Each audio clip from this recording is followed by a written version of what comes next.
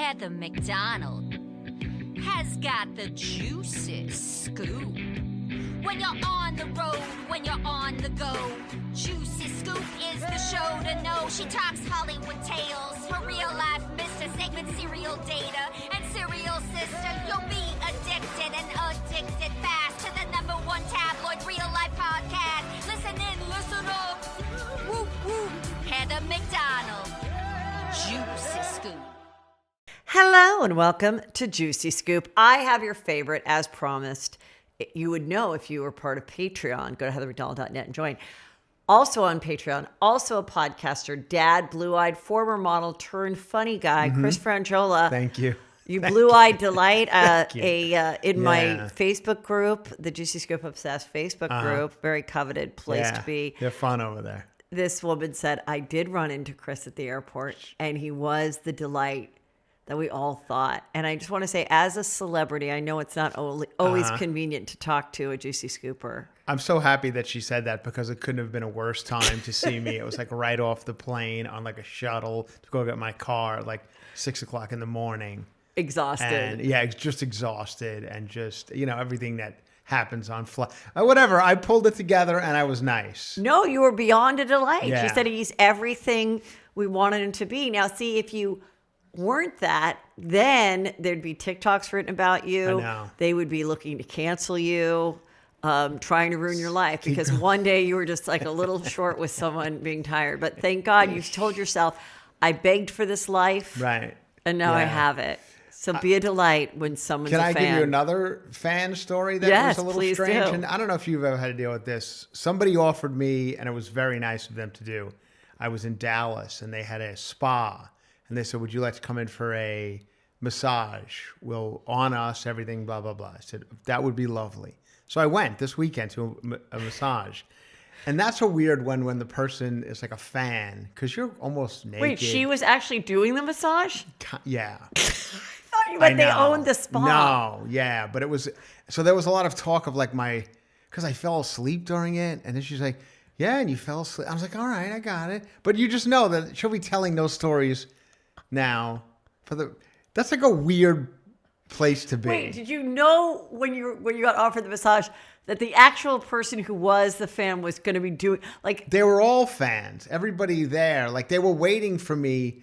She invited family members to stand behind the counter, and it was they were just like staring. It was a weird. Listen, I know I'm not that big a star, but for some people I am. You know what I mean? Like, was some it a people six-handed massage? Did they all get in the room and one person got a calf and the other person got a forearm? There was one person doing it, but it was just all. I didn't know I didn't know how to prepare. Well, I don't get completely naked anyway, but I always certainly, keep my I undies certainly on. wasn't gonna for this. No way. Yeah. I don't need them talking. Anyway, Wow. it's hard being famous. Is what It I'm trying to really say. is. But thank God we were not famous enough because neither of us were at the Emmys last night. No, we were not at the Emmys. Could not be less jealous. No, I'm God. not. I mean, is that the way I mean? I'm Yeah. not jealous at all. Not jealous at all. That's what I'm trying to say. Did you watch it? I did. I did watch it. Did you watch it? Did you tune in at 5 o'clock? Because here we get it I live. I caught it and then joined in. Okay. I looked up the monologue, which was the sketch. They opened with a sketch, which was, I believe, a bad idea. I think they shouldn't have opened with a sketch.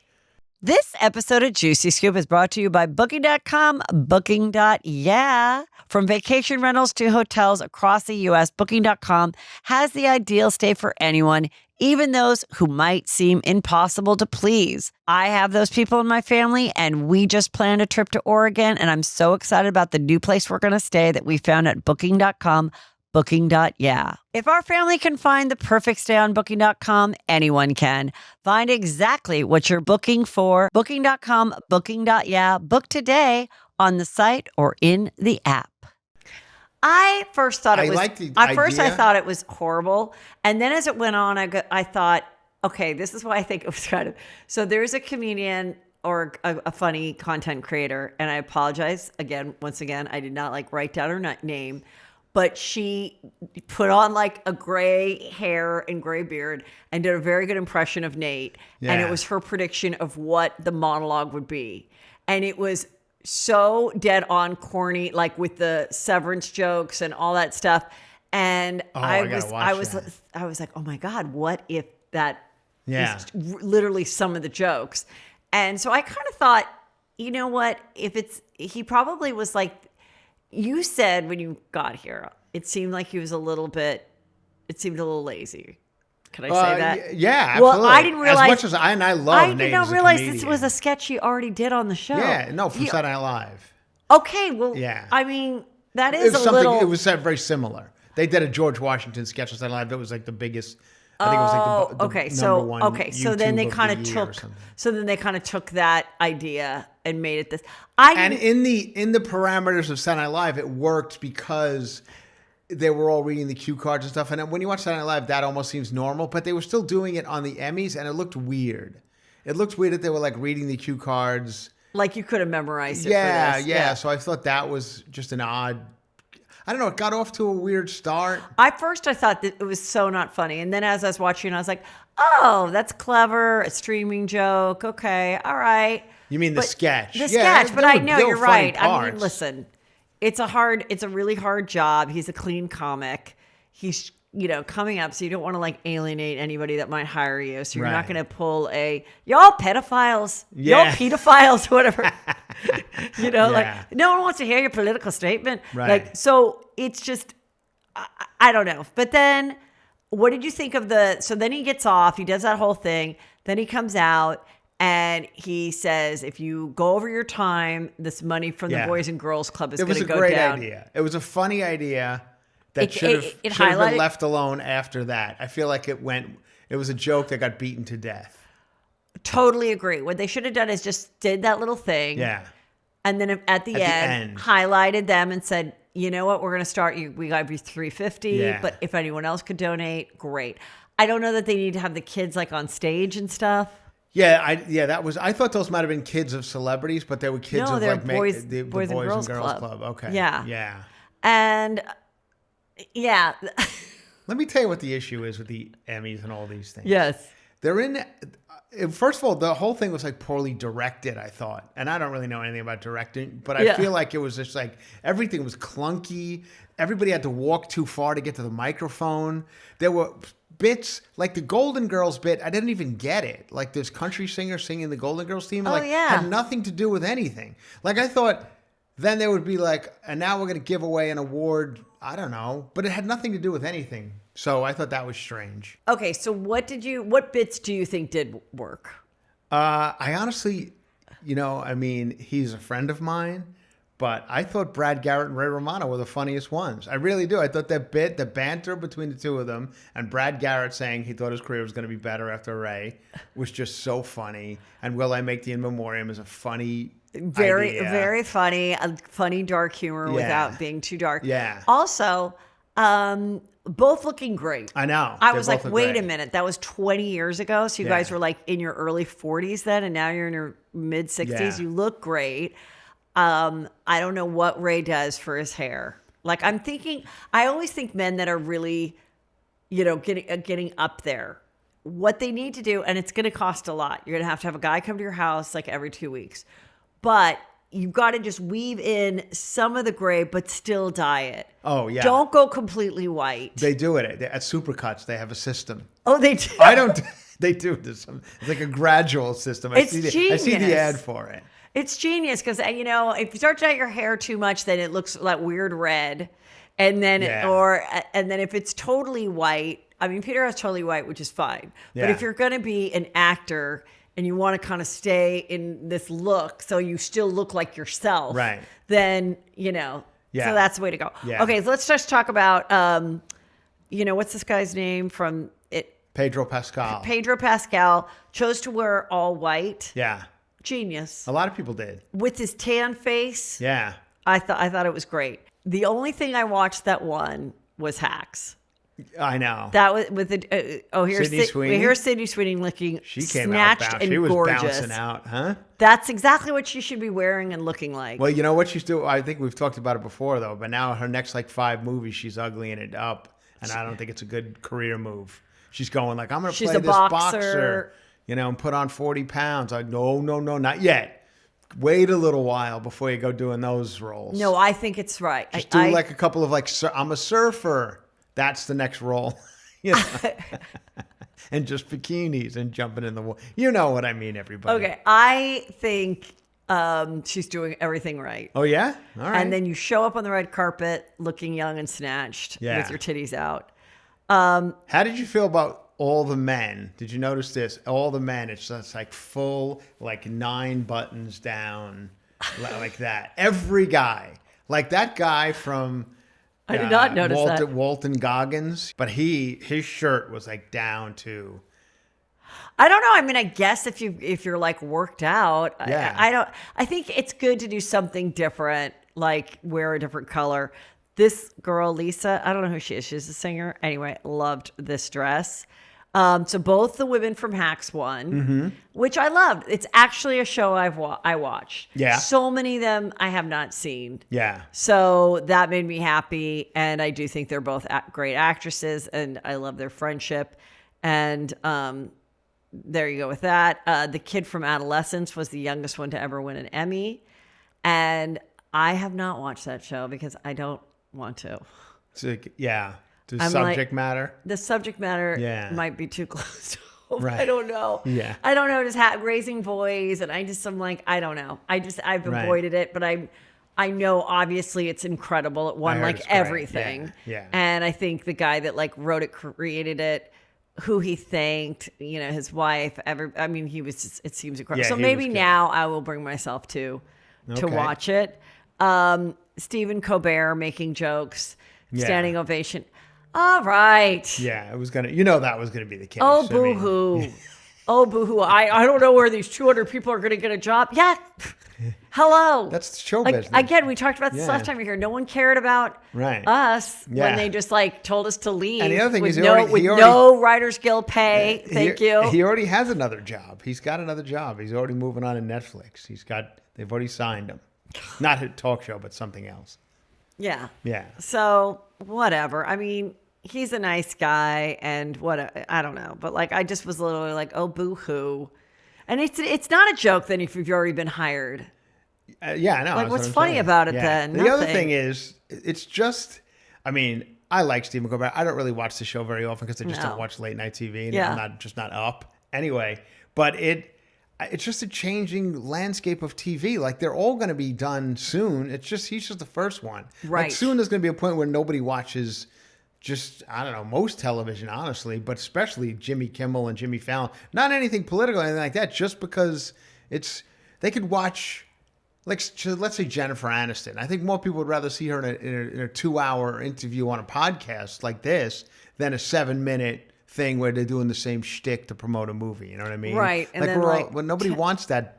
It's just like cadence-wise, it's not what people expect anymore. I wonder if, you know how you always have to have like that dumb little story that you tell? That's what I'm saying. Yeah, like with your dog or whatever.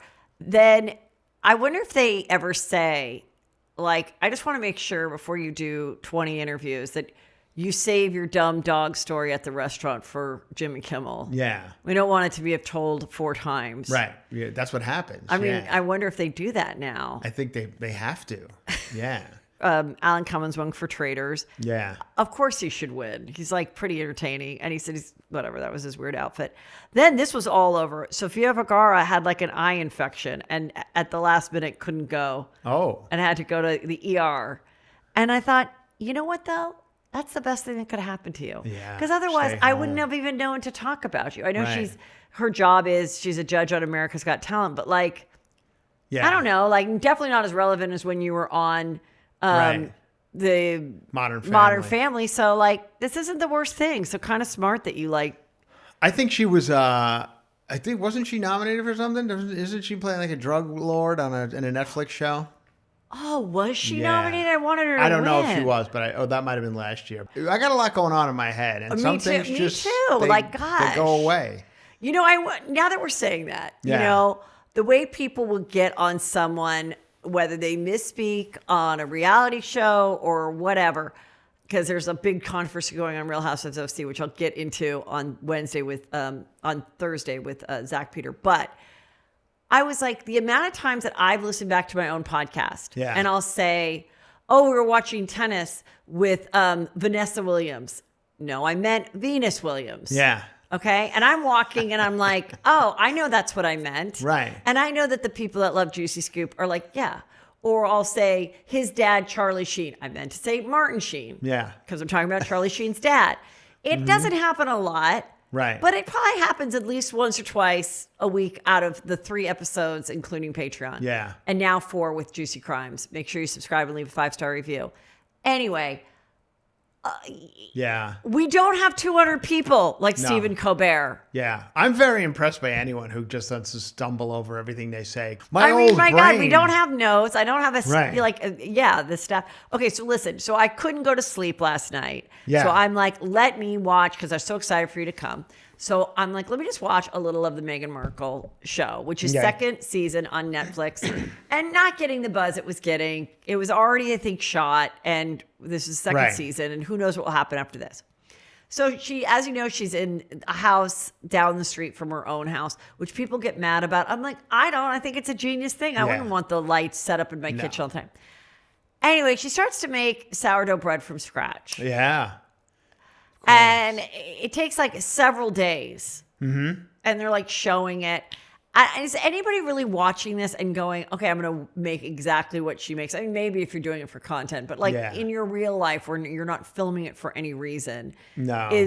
So Chrissy Teigen comes, and anyway, I did fall asleep. And I just want to say, Meghan Markle should be a lesson Oh. to every person in the world to not let the haters get to you.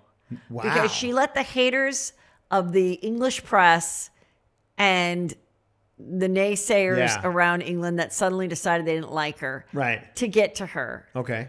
And she threw it all away, in my opinion now, to just do what the rest of us losers are doing.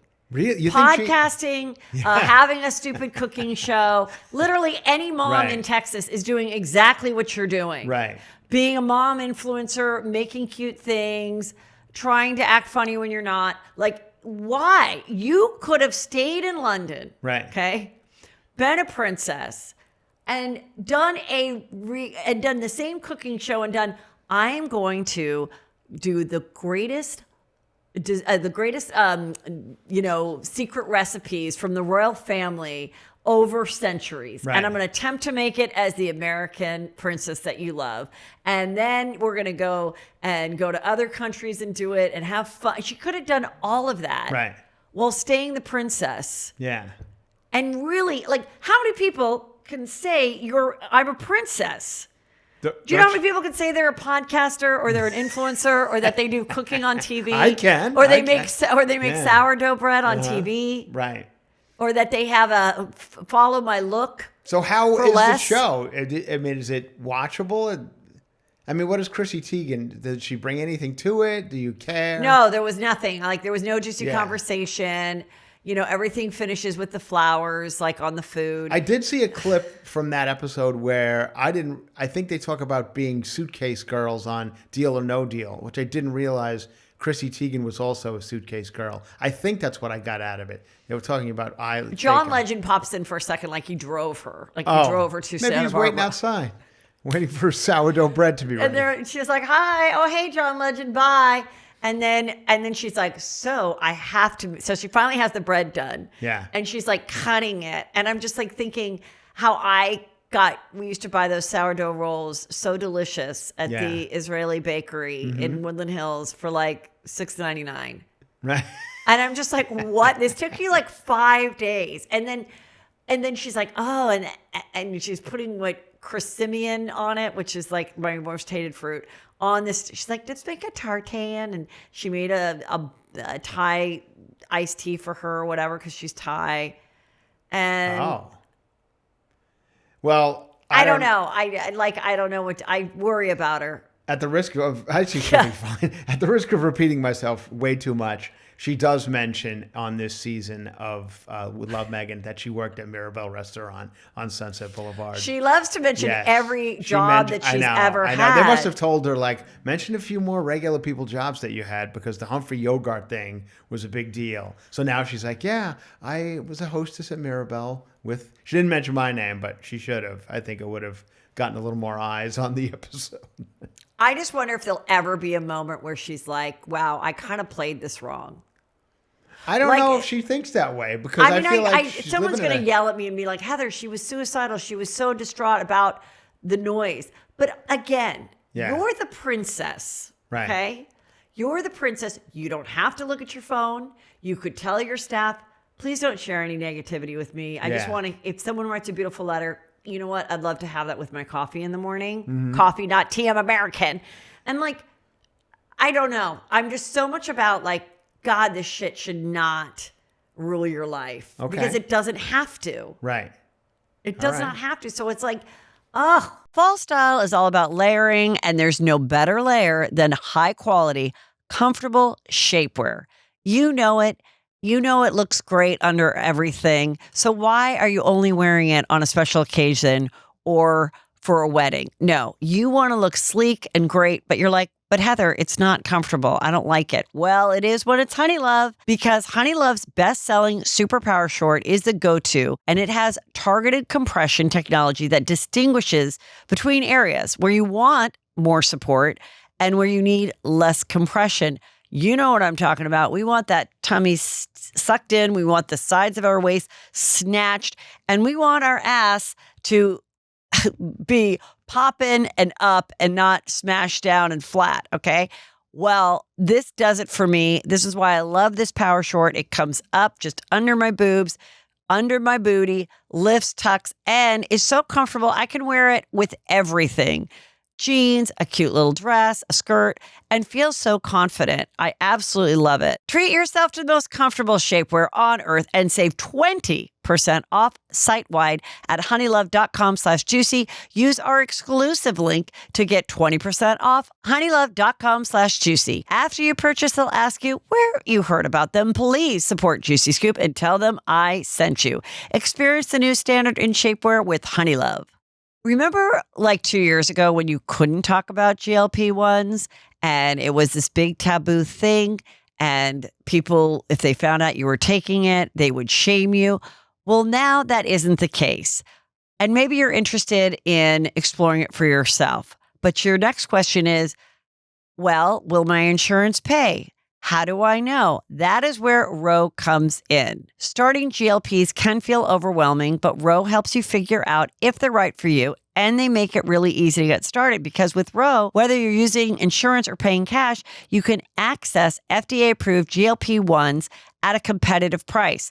Plus, with insurance, GLP-1s could cost you as little as $50 a month. Half of covered patients have a 50% copay or less for medication, plus $145 monthly Ro membership fee. Deductible costs may apply, and final cost varies by insurance. My favorite thing about Ro is you get the answers quickly, you have the support throughout it, and it works. Go to ro.co/juicyscoop to see if you qualify. That's ro.co/juicyscoop. Go to ro.co/safety for black box warning and full safety information about GLP-1s medication. RX required. But she also, don't you think maybe they're like, I think we did the right thing. We're in a gorgeous part of California, beautiful weather. Great house, I'm sure. They're in Montecito. It's real nice up there. Yeah, but I think there might be like, we did the right thing. I think you could have played it. I think you could have done both. Yeah. It's like, I think you could have been just like a president that goes to their, ranch all the time. Like she could have been like, I'm American, so we're going to spend, 2 months of the summer, every summer in Santa Barbara. Yeah. All right. That's what we're going to do. That's when I'll do my fun LA shit. Yeah. And then for the rest of the time, I'm going to do my princessy stuff. Okay. There's no way she can ever get it back. Yeah. It's over. But didn't he go back recently? No, I don't know that he's getting back with them. I don't know. Okay, let's talk about other people that have made huge mistakes in their life. Charlie Sheen. Let me just fix the Emmys for a second. Oh yes, please tell us. Yes. They do it in the venue's too large. They do it in a venue that's too large, okay? When I take over directing the Emmys next year, yes, you need to break it down to put it in a 400-seat theater. Just the celebrities. We don't care about the families and the other people working on the show. Do that at a different night, okay? Whatever, another type of Emmy that's untelevised. For the televised portion, just the celebrities, the good-looking people, the cute outfits, 400 of them. It's too big for So people. are you saying the they stage is too big? Did you see that pour? So you're saying they can't even have a +1? No, a +1, fine. But I'm saying not the family members way up in the balcony. Okay. That it's too big. The stage was too big last night. It everything got lost in the bigness of the stage and everything. And I thought that was a big problem. I've said this before. Like, I used to be excited to watch this stuff. We used to watch this stuff as a family. We used to know it. We used to like be cheering for our people when they won and love their little funny quips that they said. And now I just feel what I've said before. It's just not special because everyone has Instagram, because everyone has a podcast, because there's so many shows. There's too many to even be rooting for. Menendez brothers didn't win. Right. Dying for Sex didn't win. Like everything White Lotus barely won anything. Yeah. Like I just felt like everything I liked, like except for Hacks, that was it. Yeah. And so, All right. whatever. There you go. Okay, now let's get to Charlie Sheen. Yeah. I watched it. 2-part Netflix. I think in general done really well, very entertainingly for a 2-part doc. Yeah. Because I've said that Drake is getting very annoyed with how many docs there are and how long the docs are. Because I, like with William White, which we'll get to, I said, will you watch this with me? Uh-huh. And I know that if he saw that it was 2 parts that he would get mad and leave. And I said, oh, it's just one. I lied to my son's face. It's just one. And then he was like, oh my God, like this is so, when is that?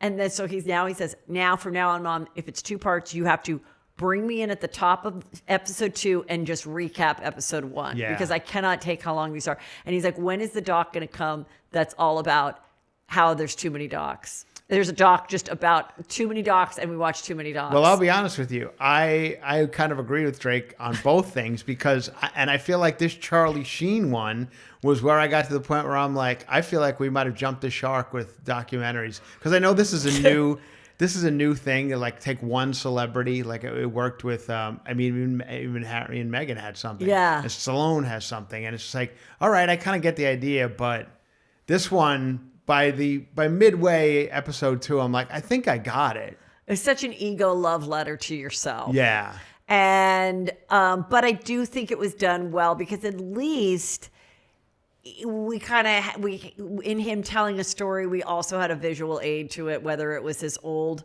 home movies or actual stuff he had done. So I actually thought there was some real like film documentary like editing work that was put into making it entertaining. Yeah. And you were talking earlier about Ray Romano and his hair. I don't know what Charlie Sheen's doing, but something was up with it. And if it's dyed or fake. Or do you think it's fake? I don't know. It looks but then I feel it just looks off. I feel like he always had the hair, and Martin Sheen has the hair, and so do both the brothers. Yeah. So I don't think it's fake. No, I don't think it's fake. I just think the color doesn't match the face. Right. That's all. Yeah, I'm not saying it's even time colored. That I don't know. He needs to go to Ray Romano's guy. Who's doing Ray Romano's hair? Go over to Charlie Sheen's house. Right. So a lot was covered in this, and we start out with his childhood and how he said there were some interesting things that he said. Not only was he a nepo baby, but was actually a really good actor that like everyone was like, oh my God, Charlie Sheen's even more exciting than Emilio Estevez because their dad was Martin Sheen.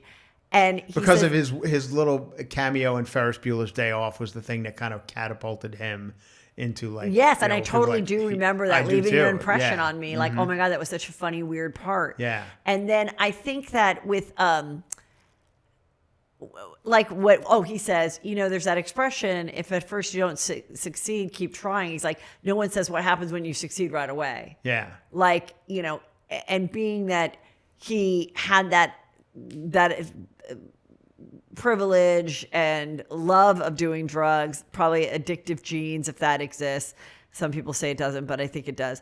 And then just also knowing that as a man, can I just say, as a woman, if a woman had that trajectory, if this happened to Julia Roberts after Pretty Woman, as well as ever, now just imagine Pretty Woman, she already did a little thing in Mystic Pizza, Pretty Woman, biggest movie, everyone loves her. She goes off the fucking deep end. Yeah. And is not showing up on set and doing drugs and everything.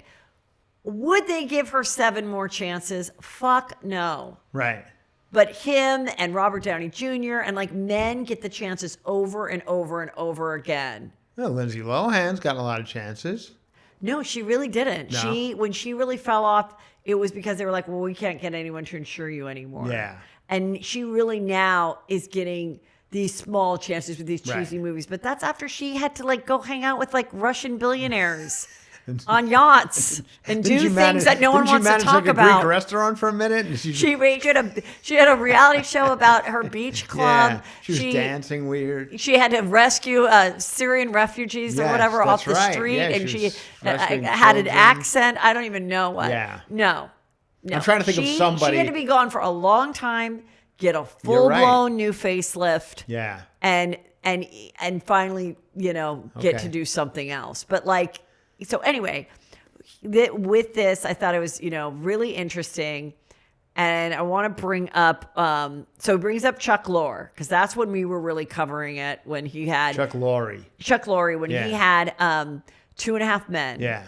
And it was kind of interesting because I was like, wait, what happened when? So he got the show as a sober person after Spin City, and it was immediately a hit. And then because that height of success again, and he had Denise, so he had everything going for him, and that's when he started to like use pain pills and start using again. Right. So then she divorces him, and he still is on it. And so then when does it happen where then he starts fucking up, but then they still say, wait, I'm confused. So then he marries Brooke, and he's like, I'm mad that they didn't stop the show so that I could be in the NICU with the twins. Yeah. And they're like, well, we're not going to stop the show because we've already sold like 3 years of ads. Yeah. So keep coming.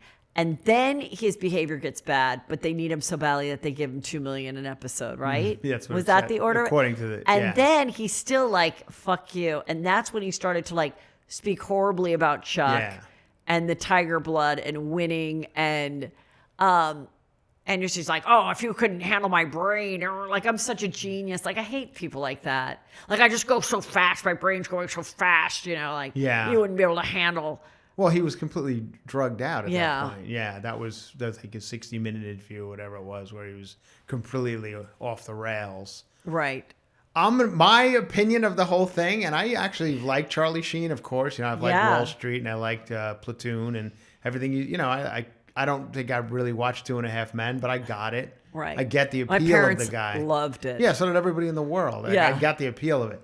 I think he comes off, and he came off in this like a bit of a, I don't know, privileged asshole. Like the guy got everything. Got everything. I mean, and then I felt bad for the poor dad, Martin Sheen, who like literally like had to go pick this guy up from hospitals and shit, and was just like everyone else in the family seemed to be fine. Like the older brother Ramon and Emilio seemed to be fine.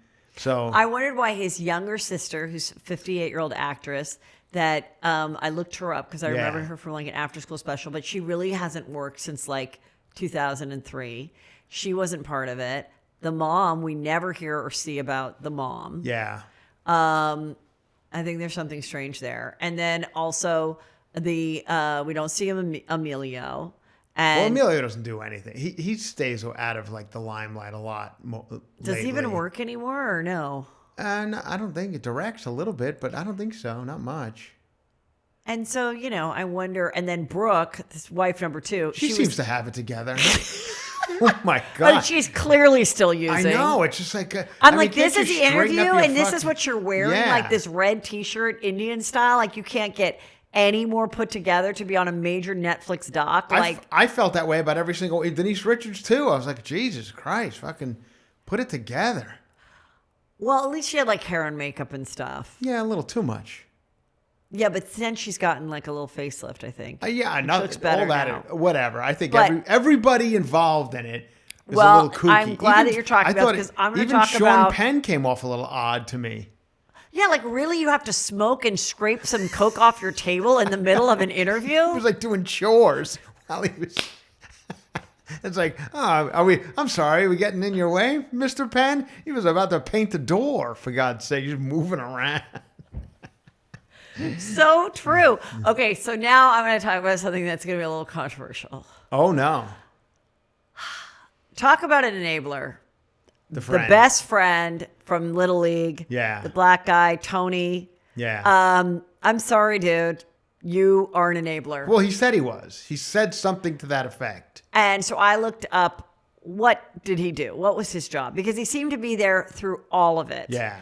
Which there was a moment when he's losing his mind and his tooth. He didn't have a tooth. And he goes, I just got fired from a Warner Brothers wedding. And then like you see Tony give him a fist bump, like, oh man, you got this. That's not a good friend. Right. Like a good friend should be like, seriously, Charlie, like just, you don't want to work with Chuck Lorre anymore? Fine.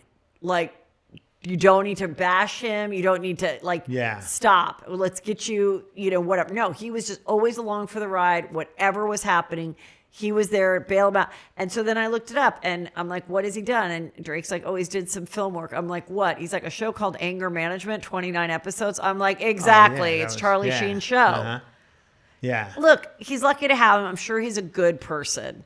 Right. But he is the definition of an enabling childhood friend to a big star. At one point, he actually says career. something of that to the effect. He says, I probably shouldn't have been there like during some of this, but I felt like I needed to be, otherwise he'd be dead. So right, that's what I'm saying. I mean, it's a very hard position to be in. Right. And then also, it's your livelihood.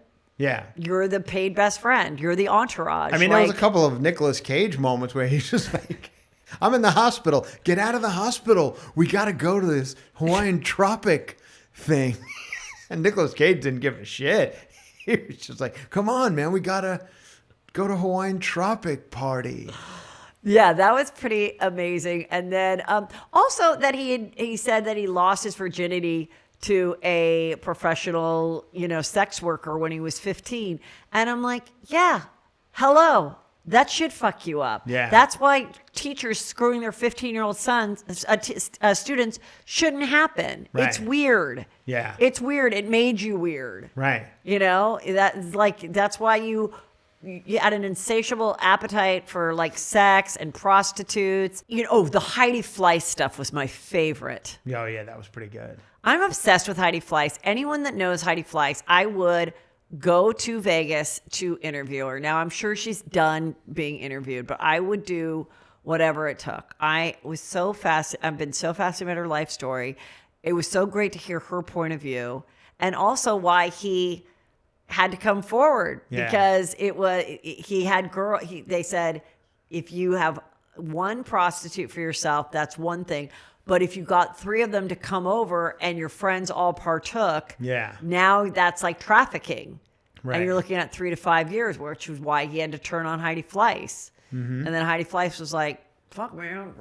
If you told me 30 years ago that Heidi Fleiss was going to wind up with a lot of parrots in her house, I would have been like, yeah, that seems about right.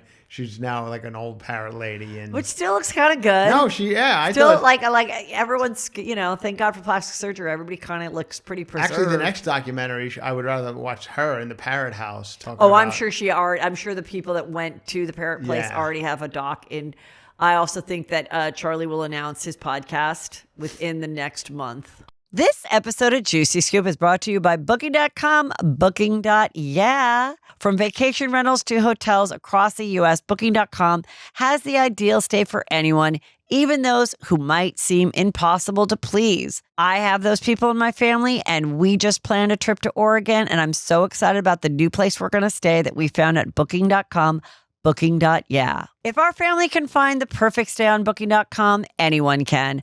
Find exactly what you're booking for. Booking.com, Booking.yeah. Book today on the site or in the app. Still juggling multiple tools to keep your business running, from booking to payments to marketing? Well, Boulevard brings it all together in one easy-to-use platform built just for self-care professionals to keep your clients coming back and spending more. Boulevard is the fastest growing client experience platform built specifically for appointment-based self-care businesses, because salons, spas, barbershops, med spas, and other self-care businesses are so personal. The platform powering your business should feel the same. Plus, with AI-powered scheduling and marketing tools, you'll see higher bookings and gratuity, more ROI on your marketing spend, and smoother days for you and your team. And thanks to the always-on AI chatbot and expert support team, they respond in minutes, not days. Visit joinblvd.com to learn more about Boulevard and book a demo to see if it's right for your business. And for a limited time, Boulevard is offering new customers 20% off your first year subscription. That's Join Boulevard, JOINBLVD.com to learn more. JoinBoulevard.com. I'm going to give you even a bolder prediction in that. Okay. Are you ready for this? I am. I'm telling you, you watch. They are going to reboot 2.5 Men with Cryer and Charlie Sheen back. I'm telling you, they got maybe not the kid, because I know he's a little off his rocker too, and he's now 40.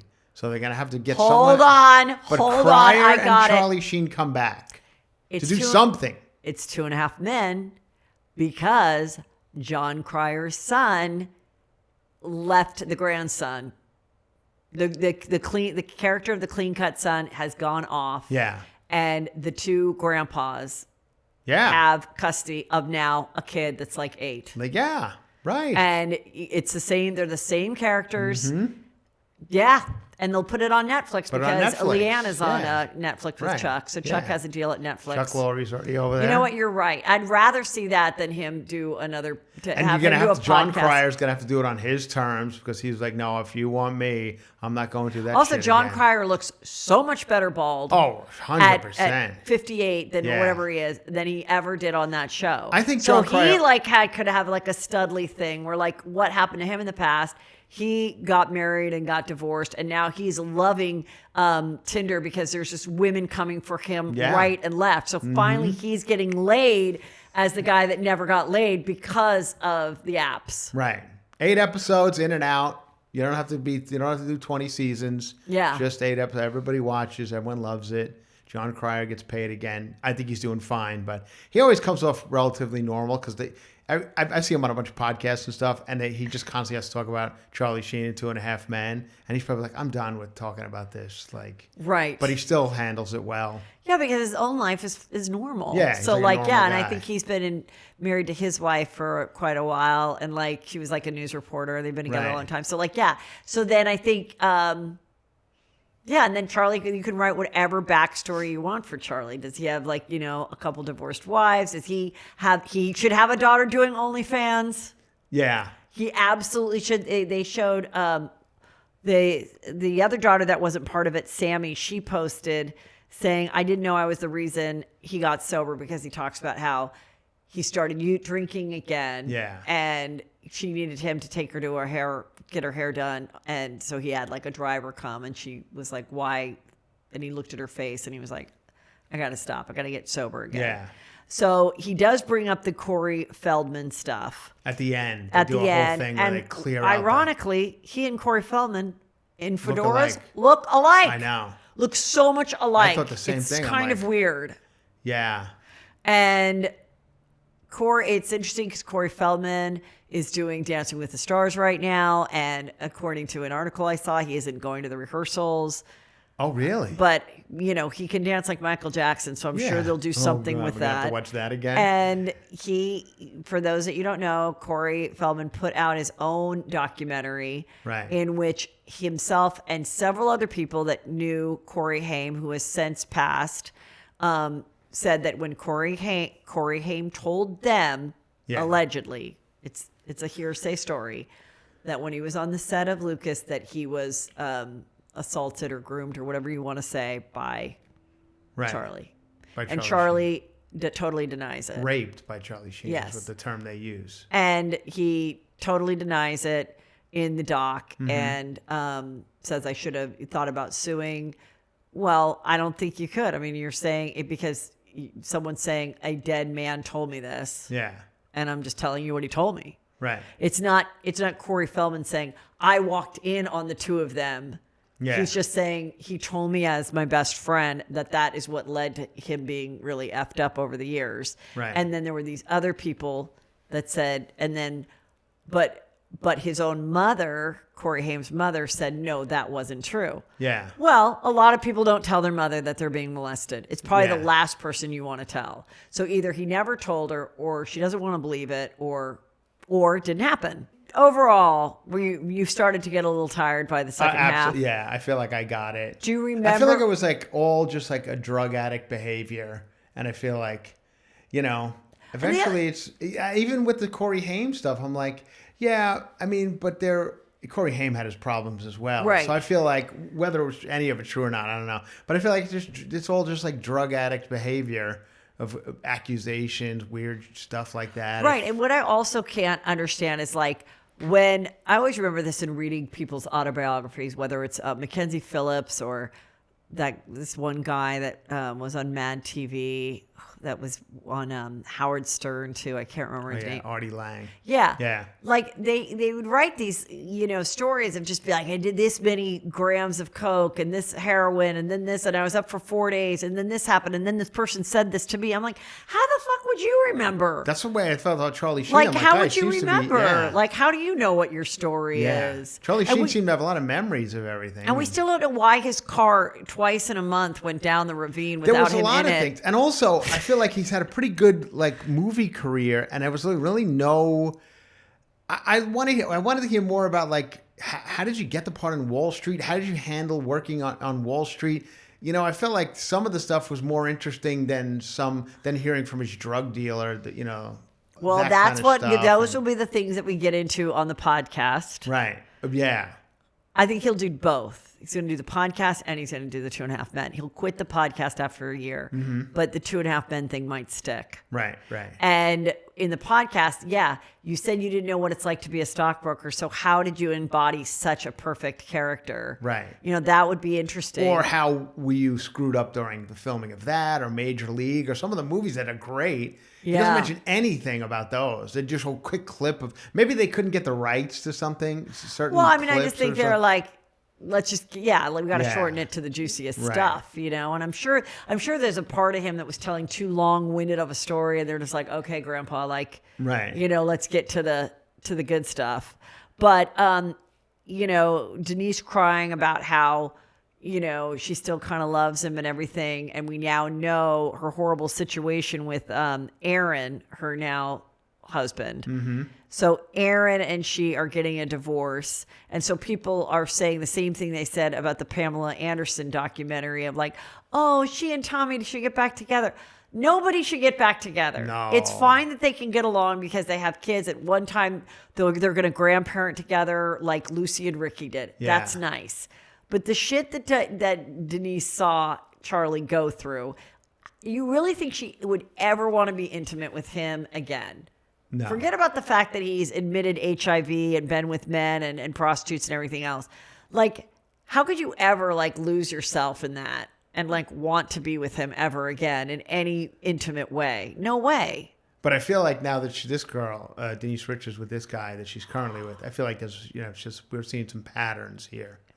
So no, I mean, I think she. Then I saw the guy posted a video of the inside of their house. Yes. So he decides to take everybody. He going on a campaign, and I told Denise this when I saw her at the Kathy Hilton party. I go, Aaron going on a campaign to try to win over your fans. Yeah. Good luck. You are never going to win over anybody. You have your family, both your parents and your brother living in a house that she has not lived in for like at least 2 years, maybe 4 years. Okay. And he takes the Insider Edition people upstairs to show her messy bathroom and her messy, makeup. And he's like, this is how we have to live in squalor. Clean it up, fucker. Like, clean it up. She's not there. Right. You have 15 dogs. Then take all the dogs to her house. Get a kennel to pick them all up and take them if you don't want them. Like, both of you, like, you care about your elderly parents. Why do you have 15 dogs around them? Then send them off to Canada. Leave the property. Yeah. She's trying to get you to leave. What does this guy do that he got Denise Richards? I'll it's tell you hard, exactly it's hard what enough for people to meet people. You hear all that, I can't meet a person. And this guy was like, hold on. Before it's like all this stuff that you probably know about me already. And my parents are coming along to live here as well. Like, how do you get Denise Richards? Okay, first of all, he is a good-looking guy. All right, fair enough. So he did some weird thing about like, oh, get your chakra right. And he actually had office space in Malibu. Chakra office? I don't know. It's not even chakra. It's something else. It sounds like it's a cross between the machine that you do at Scientology and another one that like reads your color aura. Okay, it's just some bullshit stuff. I don't care. It's bullshit, people. Okay, so she goes and she gets her chakra right because he has a big dick and they have sex. She went to She got an appointment business? at his place. Yeah. Oh, and that's how they met. And they're instantly like attracted to each other. And I think that, he was a different vibe for her. Like he's like not an actor and a fit guy. And she has the 2 daughters. And then she had a daughter that she adopted who, at birth, didn't know till the little girl was 3 that she like was nonverbal special needs. He seemed really receptive to being a step or dad to that child. Yeah. So I think that was all there. And then she told me like, I never wanted to get divorced again because the divorce Charlie was so horrible. He was saying horrible things about Denise in the press, Charlie, and everything. So I think she just put Band-Aids on it. And part of the Band-Aids was they had all these different like condos that they would live in separately from each other. Let the parents have this one. I don't know. And I think, and then they do this reality show. And I think now it's like, yeah, but she has claimed that he physically abused her. He says, oh, that bruise on her eye was makeup. My poor elderly parents, we're not allowed to go upstairs and touch her stuff. What are you saying? Like, even if you didn't, don't throw away your stuff, but you could at least box it up. Yeah. You could at least clean the rat droppings. Like, what are you talking about? Like, it's just like, the 4 of you don't have jobs. The 2 old parents, you and your brother, and you're strapping. Like you have clean it up. What are you doing all day? I feel like the real problem here is everyone has too much shit. I mean, I can't look at that clutter. I mean, I'm like a weirdo. I watch that video and I see that even like the Gene Hackman, I've seen videos of the inside of their home, the wife, and I was like, oh my God, everyone's just got too much moisturizer. You know what I mean? I know you try one and it doesn't work and you get another one. You gotta really force yourself. And then you don't want to throw it out because it's brand new. So you're like, I'll keep this one. I'm not going to use it again. But next thing you know, your counters are all. I'm going to go through a purge. Next thing you know, you die of Hunta virus. After seeing that photo of all her makeup, I'm like, I got to purge mine a little bit. But that's what I think with that. Okay, now we're going to talk about William White. William White took over TikTok sensation, and he was on Juicy Scoop. He was? He was on Juicy Scoop because I thought I was, because of the way TikTok works, because of my age and demographic, I was one of the women that TikTok thought I would get wet for him. And he would lip sync these songs, not well, by the way. No. Never bothered to learn the words of the song. No. He'd be like, oh, Mandy. Yeah. He couldn't even do it. But he was a babe and he kind of had long hair and he's from Canada with sparkly blue eyes and perfect white teeth. And they thought, all these women were stitching it and getting excited. So I had him on the show and I did think he was not smart. No, he comes off very smart. I mean, oh my God, I couldn't even watch. Everybody was so dumb in this documentary. Not only him, everybody. The dumbest. I literally said I have never, out of all the documentaries ever seen about women being taken, Love Con, Tinder Swindler, Dirty John, a 90-Day Fiance, whatever it is. I have never been more embarrassed to be a Gen X woman than this doc. If you ever want to just say, what the hell is wrong? How desperate are we? It's called Thirst Trap. It's on Paramount Plus. I don't know if anybody's watched it, but you told me to watch it, so I did. Yes, I made you watch it, and I mean...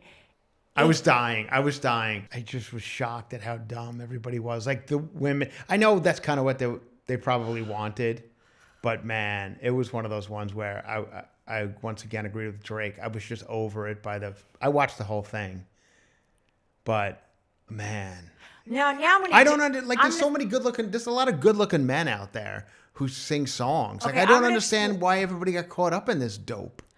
I'm going to explain what it was. It was twofold. Okay. It was one that the women, it reminded them of like a high school boyfriend because of the songs that he was singing, and his look was like a little I just from don't that get era. it. But the second part is what was interesting. If you're big on social media and Facebook groups and things like that, the women found each other. Yeah. And they had their little fun group. And Right. where they all like love the same thing. I see it a lot in my world with the Bravo stuff. Yeah. And why it's fun to like go to BravoCon and like we have our little group and everybody has their little names and Sure, I understand like that. I mean I had like Juicy Scoopers, whatever. Yeah.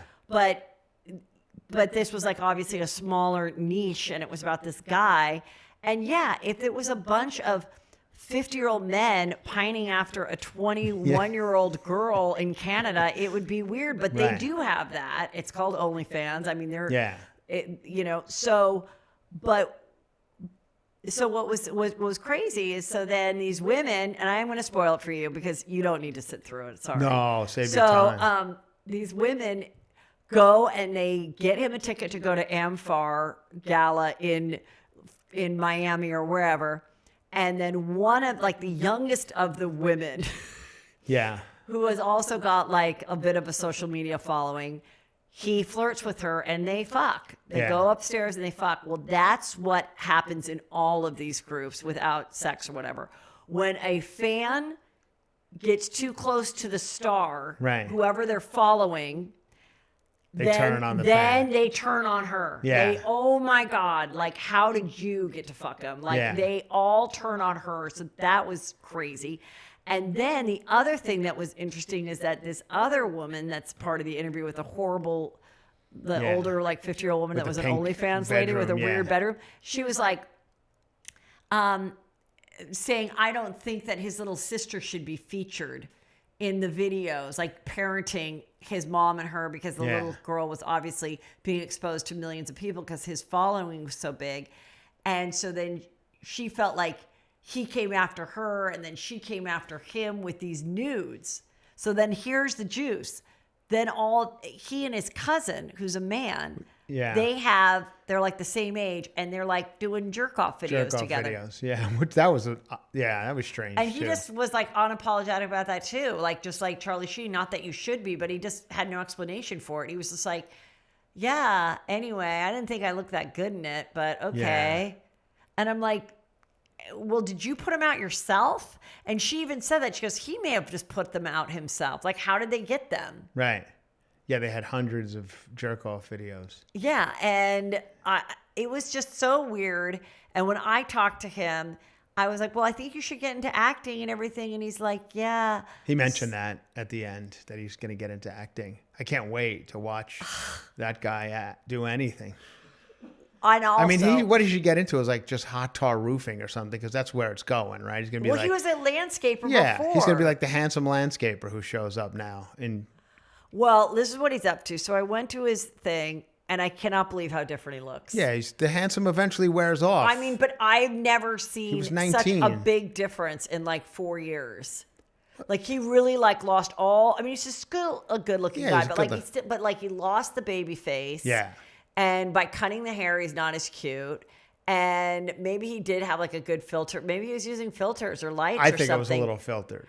Yeah. And then, so, then he's like, oh, I was smoking weed and, jerking off my cousin.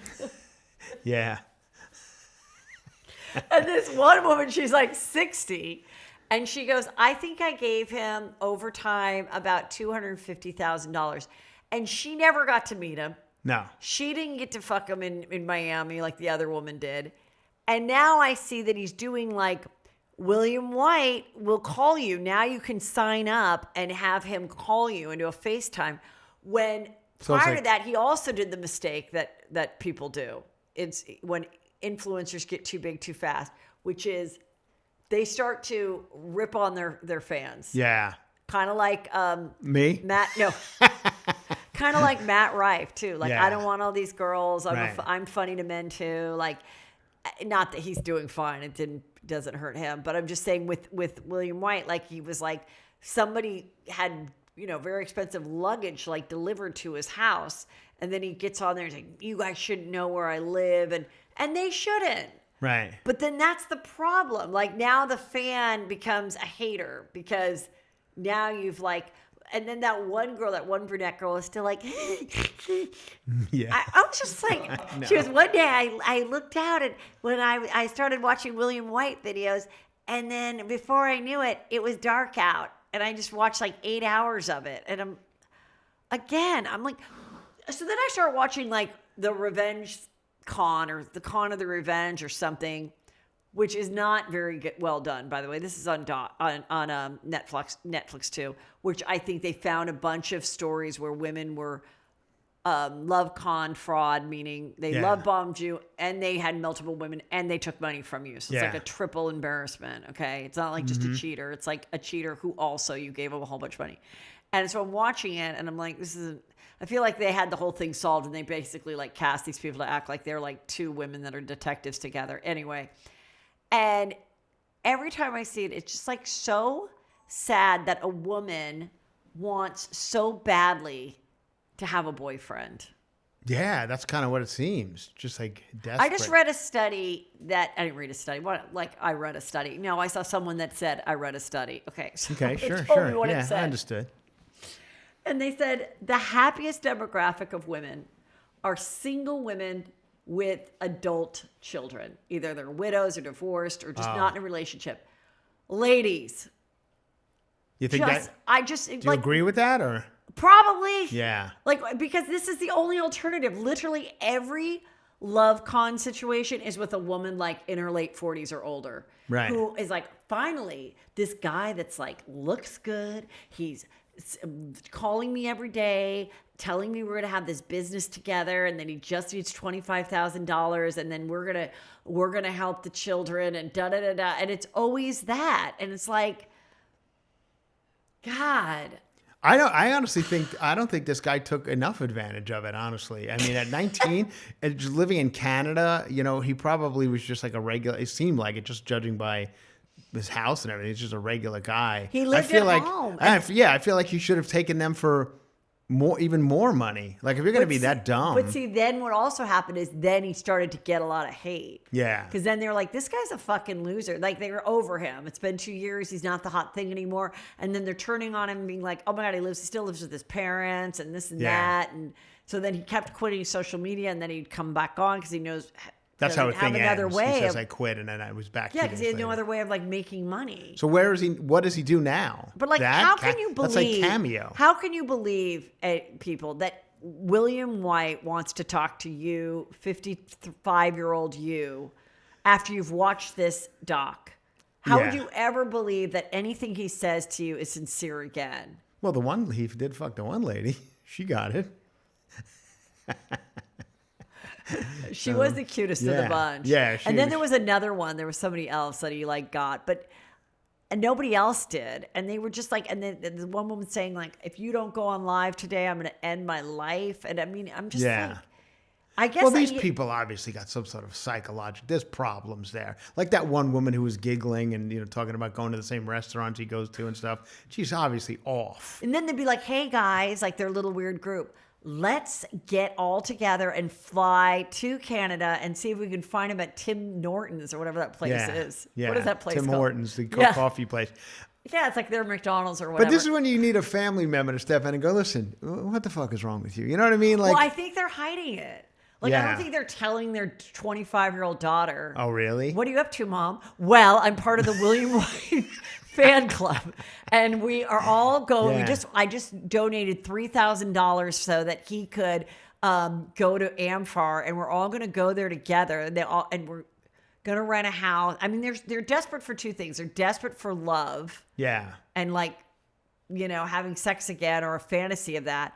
And they're desperate for friendships because they are that demographic. Like their kids are grown and they're single, which I'm like, God, it shouldn't be around like a weird person. It shouldn't be around Mel Robbins.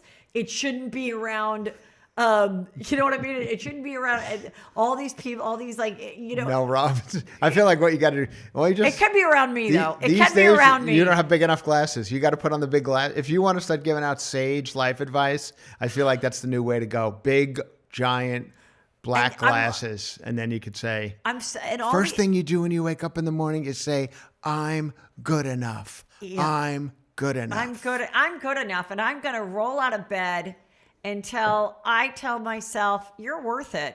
Yeah, you're worth that cup of coffee. You're special. You're loved inside." And if someone doesn't want to invite you to that party, let them. And if William White wants to steal $100,000 for you, let them. Yeah. It's a new day. It's a new day for you to grow and be strong. What is crazy is the life coaching and the advice, and I mean the amount of scammers out there and it is just fascinating, and the amount of women that do it too. I remember women are the new scammers. If it's one thing we've they're accomplished, doing the scamming or getting scammed. A lot of them are influencer scammer people. Yeah. Right. That love the attention. They always throw in a fake disease. Oh, they have it? Yeah. Oh, there's so many now. Yeah. There's so many. There's 5 long form podcasts right now that I've listened to that are all the same story. A cute blonde girl that gets people to believe that also a nice, cute blonde girl, and she's actually a scammer. Wow. It's just, and she's just taking your money, and she's just lying, and you're just watching her thing every day, and you think she's just this powerhouse of a young mom that's I don't think I've ever got, we never fall for the scams. I was always very, I like to think at least, I was always very aware of scams. My whole family. We grew up in a everything's a scam household. Everything was a scam. Everything. So much so that we probably missed out on some opportunities because my father came from a school of, Christopher, that's a scam. Everything was a scam. I feel like... My mother got burned one time on towels. She saw an ad on, it was the Today Show or something. You know where they go, deals of steals? Yeah. And my mother, they were giving away towels, 4 towels for $5. And my mother went for it. And they showed up to the house. This is back when you have to wait 9 weeks for stuff to be delivered. They finally showed up, and they were just dish towels, shitty dish towels, not nice beach towels. Mm. Oh, and I remember, the house was in an uproar. I told you, they don't sell beach towels for $15. It's a scam. So I have been scammed a few times by men. Really? No. Giving them money? Yeah, 3 times. What? Before Peter? Oh, yes. Yeah. Before Peter. How much money? Peter's been scamming me for 25 years. The scam's on you. The ultimate scam is Peter's the grift. Right. Yeah. No, these are the 3 scams. Okay. The first one was this guy who said he was going to manage me. Yeah, well, when you're in our business. I gave him $180 because he said his phone was going to turn off, and I said, if I don't give you $180, how's anyone going to find me? Paramount Pictures not going to be able to get through. Okay, that's not so bad. 180. Yeah. Then there was this other guy named Theron who was this black guy that I met who was gay, and he would call. We would go to Manhattan Beach, and he'd get cute white guys' numbers, and then call pretend to be a black woman that wants to have phone sex with them. And that's how he made money? No, I just thought it was fun. Yeah. It was just a fun story. And I think I gave him $150. Not a lot. Okay. Not a lot. Just whatever. And I even think I said, you don't have to pay me back. This is a gift. I think I was working on the Keenan Wayne show. So I was I'm not going to die without the $150. So far you're not in too and far. Then there was this guy. Now this is a real scam story. Uh-oh. So he, I was at a Starbucks, reading a movie. Back then, if I had an audition for something, they would have a runner drop off the script for me 2 days before. Yeah. In person, a readable thing. Yeah. And then I would go to the Starbucks at on 7th Street in Santa Monica. And read my script and look like I've got some shit going on. I remember those days. Circling the line, highlighting. Never got any of the parts. Mm-hmm. And And so this really cute guy is like, what are you doing? And he starts talking to me and everything. And his name was Craig. And I gave him my number, and he was like New Yorkie, and he was like, had a arm, like tatted arm, but he was like dark haired, like a cute, like Mickey Rourke at his cutest, Yes. way back. Okay. So then he, and when he left, this girl goes, you didn't hear what he was talking about to that other girl because you had your like earphones on. She's like, but he was like talking about how he did like was in prison and stuff. And I was like, whatever. I think it sounds fun. So he calls me and he picks me up and he takes me to a nice restaurant. And he's sober, but he wants to smoke all the time. But he's like, have a glass of wine, whatever.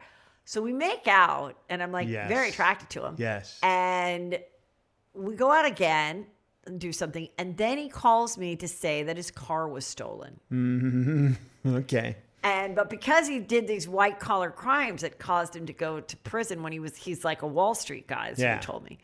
And he has like the bad credit and he can't rent a car. Yeah. So I agree to rent the car. And now this is where the scammer thing happened that I just saw in the LoveCon thing. Right away, he goes, here's $500 right now for me to rent this car. Like, here, take it. Because it's on my thing. He's like, I'm going to pay you back, but I just don't like. Well, then he doesn't return the car. Oh, shit. No. So you rent it for like a Hertz or an Avis, like a legitimate place? And he's not returning it, and now he's like blowing me off. So And he's I'm driving like, holy somewhere. shit. And he tells me he got in a car accident with it. Yeah. So I'm like, oh my God, I have got to get. And it's under your name. Yes. Oh. And now it's probably up to like $1,700 that I owe. So even the $500 he gave me in cash, which I've already spent. Yeah. Now I have $1,700 on my credit card. And I'm like, oh my God. So like so the guy that I lent the 180 to, the old manager, he was AA too. Okay. So he goes, fuck, I'm still talking to him, never getting my 180 back, but I'm still talking to him because why would I cut someone out of my life? Yeah. So then he calls on, so he's like on three-way. And he's like being a total dick to me. He's like, he's like, I don't know what happened to you in your childhood, but I'm like, Craig, I just want to return the car. Like, it's in my name. Let me just get the car and return it. You don't have to pay me. I just need to return this car. And then the manager / guy that that owed me the 180 goes, listen. So all the scammers are on a three-way call. Yes. And so then he goes, listen, you fucker, like to Craig. He's like, let her get her car back and da-da-da. And then he like hangs up, Craig does, and calls me back and is just yelling at me like, you're such a fucking bitch, da-da-da. And I go, oh my God, how? And he's like, fine, come over today and I'll give you the keys. So he's staying at this like nice like apartment overlooking the ocean, like in Santa Monica. So I bring this other guy that's not a scammer from Groundlings. He drives me. And Wait, you brought a guy from Groundlings to beat up this ex-convict? Some improv guy? Okay, what we're going to do first.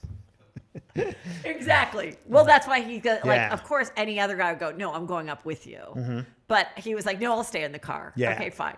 So I go up there. I'm like, hi, hi, Craig. Can I get the keys? Whatever.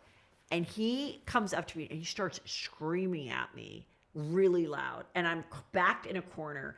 And he's like, I don't know what your dad did to you. Like, just trying, like, whatever. Right. And I see in the little bowl, when you get a Reddit card, they always have that little plastic, like, whatever there. And he turns around and he's like, God, you're just so fucking frustrating. And then I ran and I got it. And I run out the door. Oh my God, it's like out of a movie. I know. And he told me where it was. It was parked down the street.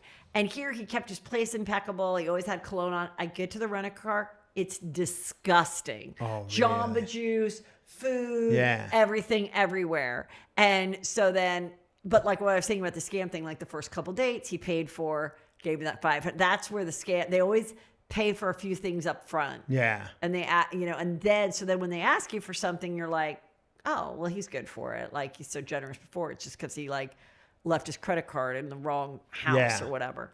So then I get the car, clean up, throw everything away. I return the car, and it's like $1,700 or whatever that I owe. And that's a good one. That's a good scam story. And then I see him like a year later at a restaurant, like out a date. Oh, And I went right everybody moves on. Yeah. I went right up to him like, "Hi, Craig." And he's like, "Oh, hey, Heather." He's like, "She's a comedian." And then I'm like, "Yeah, I just got a deal." That was the worst thing you said No, about I go, that was the worst thing. I just got a deal at CBS and da da da. And I did for a minute, it didn't go anywhere, but I did have a deal at CBS. And so I'm like, why wouldn't I just be like, "Hey, you're," but I just at 27 or whatever I was, 30, I just didn't have that like wherewithal to be like, "You're a piece of shit. You need to watch out for this weirdo." Yeah. Don't rent him a car. And then because it wasn't like there was no Instagram or anything like that, I have no way of knowing. I'm 99% sure he's dead for sure. Because he was like 10 years older than I am too. So I'm sure he's dead. Yeah. God, I miss the days of like, I feel like I had a couple of those incidents. I feel like I'm in the shoes of the improv friend.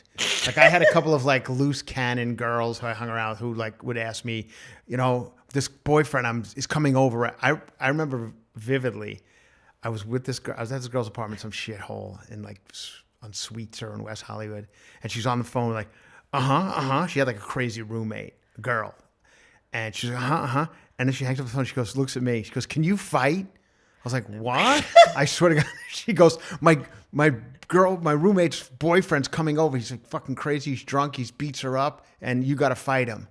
And I was like, "What? Like now?" She's like, "Yes." Turns out the fucking cop showed up first. Oh my God, it was the craziest story. Those are like wild. But that was like late 90s where there was no internet. Well, in the Charlie Sheen thing, he has a story where he goes, "I was dating this girl and so was C. Thomas Howell. And she called me and she goes, I need to be extravated." How did she say it? Yeah. How did she say it? Excavated or like?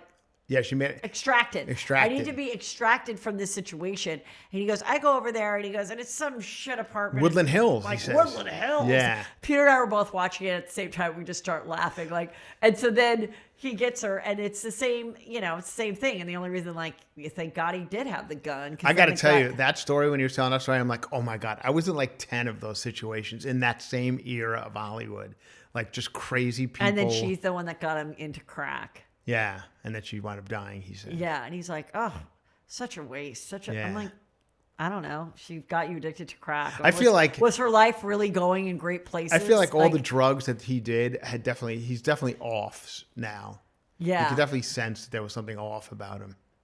If you were Chuck Lorre, would you trust getting into business with him again? I mean, that's the only thing that would keep me from my prediction is like, would people be like, "We're not doing this again," Otherwise, I mean, who knows? Or is it the kind of thing that you kind of age out of relapsing? That's like, my other 60 thought. years old. Like, yeah, are what's you he really gonna gonna like? Yeah. Yeah. The whole world knows you're HIV positive. Right. You're like, I don't know. Yeah. Like maybe you've just done it all. And if you really have been sober for 7 years, I mean, that's a pretty good testament to it. The other thing was he kept mentioning kids here and there. Like he had a kid when he was like 18. Yeah, she's 40. Yeah, never another mention of her. Then the two boys. There really wasn't with Book Mueller. See one boy. Yeah. And then the notes he was leaving the kid on like his Lunchables and stuff. Like I guess that was supposed to be cute. Yourself, Bob. Like I was like, right. This is just like wacko behavior, where I'm like, thank God I didn't grow up in a world where everyone's I had to open my Lunchables and say, "You're a fuckwad." I'm like, how cute Dad is. A lot of years ago, Jill Zarin is like, "I'm in town. Come, I'm going to take you to a real fun lunch. And the new Beverly Hills Housewife's going to be there." And I go, and it's Adrienne Maloof. Okay. Who at the time was married to Nassif, Dr. Nassif, who is the one who calls to help Charlie Sheen, the 911 call, like on one of the times he's like about to die. And then Jill knew Brooke Mueller, his second wife, the mom of the twins, mother. And so she was there. Brooke was there. The whole Aspen thing had already happened. Yeah. She was supposedly sober again and going through the divorce with Charlie.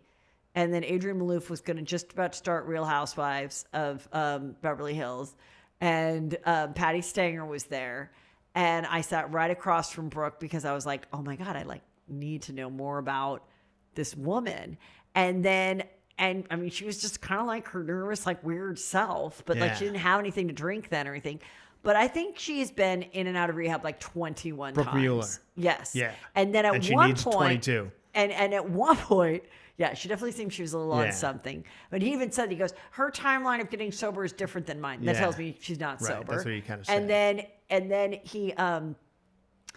And then my greatest, the weirdest show is when Kathy Hilton and Paris Hilton decided to do a reality show, and they made Brooke Mueller their mutual best friend. Oh yeah, there you go. Wow. And she falls off a sobriety train again during the taping of the show, and they're trying to like set her up on dates. Not to stay on this Charlie Sheen thing too long, but we failed to mention that you and I were in the room while the tour was being planned, the Charlie Sheen breakdown tour that they talk about a lot in this.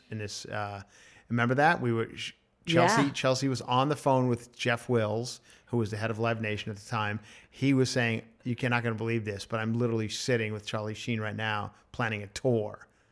And we were like, what? Like, literally that afternoon, we were watching like the Tiger Blood videos. And he was like, no, I know. That Charlie Sheen, Tiger Blood guy, is in the office of Live Nation planning the tour. And they did it. That part was fascinating to me. And that was kind of interesting that it was like a disaster. And they're like, well, don't worry that, he's like, everyone just says tell stories. Yeah, you got to have like a show. You got to have something planned. Like, what do you think? And they're like, well, you have the most Twitter followers in Chicago, so that'll be great. And then all these other people are like, no, it sucks. People are like, don't even bother, sell your ticket or get rid of it or whatever. And I'm like, he was really the first person that did these like, I'm just famous, come buy a ticket and hear me like talk things. Yeah. Thank God they kind of ended. You don't really see much of that anymore. I feel like you do, it's a little around housewives and podcasters and stuff. Right. But speaking of another weird thing that happened, so there was this weird guy I met, and he's like, I'm performing. This is from that stage.